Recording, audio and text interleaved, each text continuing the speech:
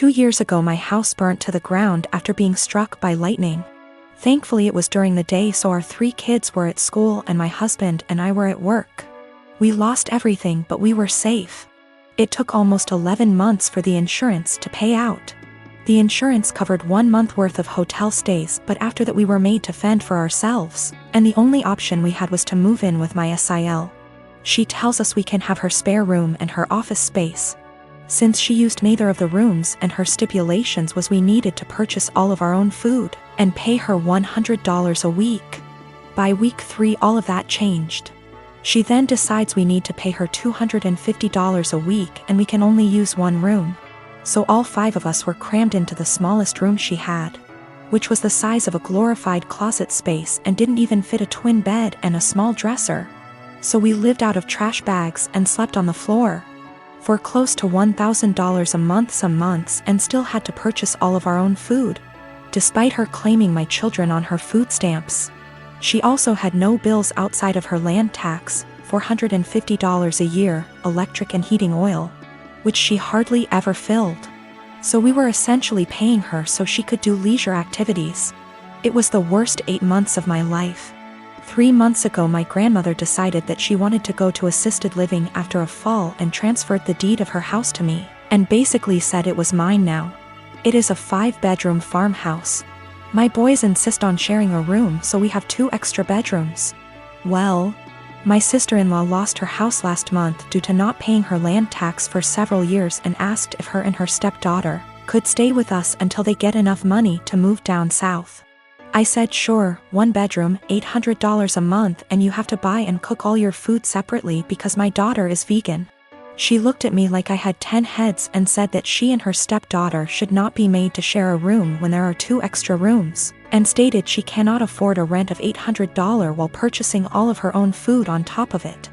I said, neither could we, but we managed to cram 5 people into a glorified closet space while you were getting $1,000 and food stamps. Take it or leave it. She decided to leave. My best friend is a really great gift giver. I know that she plans gifts really far in advance and always dedicates so much time and thought into them. And I am so grateful for every gift I have ever received because I know how special they are. She'll often take something small I said from years back and make a really meaningful thing out of it. And I know she enjoys gift giving, and it is clearly one of primary ways she communicates her love for me and others. I just can't keep up. I've never been a really good gift giver. I often really struggle with forming ideas for upcoming celebrations, and until I'm really under the pump, I come up empty-handed until I find something just all right, or I repeat a similar shtick of reasons why I value you, presents. This just means that I feel so much stress every time I have to celebrate her birthday and Christmas. Especially because I would have received something completely out of this world. I really just feel like my gifts pale in comparison. It's getting to this stage where we've been exchanging presents for 8 years, and I'm honestly just starting to feel like I'm running out of steam to keep up and continue thinking of other ideas. It is also hard because I'm neither here nor there when it comes to receiving gifts. I can recognize the hard work and love, but I don't need to receive gifts to know that I'm loved. And so I worry that I don't reciprocate my love well enough because my presents never feel at her level. I want to express to her my gratitude for her gifts, but ask that we just stick to 1 a year, on birthdays. Because Christmas and the occasional Valentine's Day is too much for me. I have been able to move away from gift giving with other friends by just casually mentioning it or just mutually ceasing present exchanges, and we now opt for spending time with each other, something I love. I just don't know if this would be really insensitive or soul-crushing because it's not about her or how good of a friend she is, but really about my insecurity and my differing ways of communicating love. I've been with my fiancé for 3 years, 8 months engaged. We've had our ups and downs, but for the most part things have been pretty great, until she moved in 6 months ago. We've been combining our lifestyles and finances, basically easing into merging our lives together. The problem is she's a people pleaser, in her own words. She's been in therapy for 6 years, and I guess I never knew how bad it was until moving in with her. A lot of which she's hidden from me. She recently was promoted into accounts payable at her company and realized she is the lowest paid person on payroll.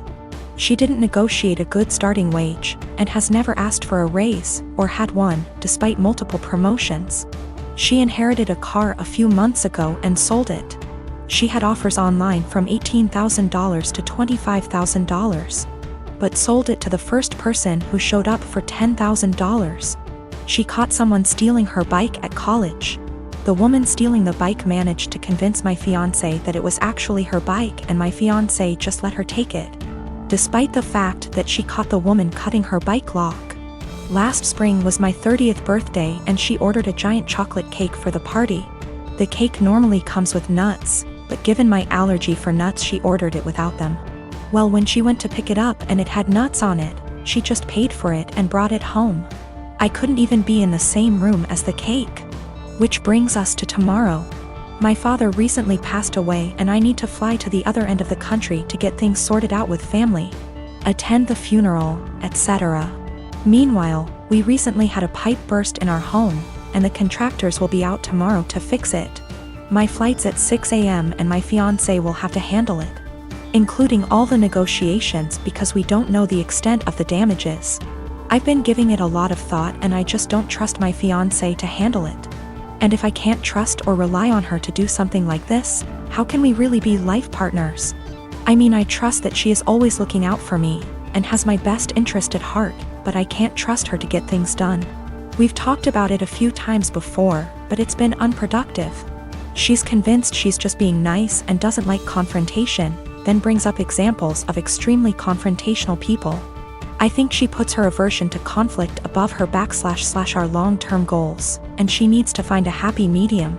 She doesn't understand how negatively this is impacting her life. But at the same time, we've had some amazing years together and she really is a great person. We're compatible in almost every other way.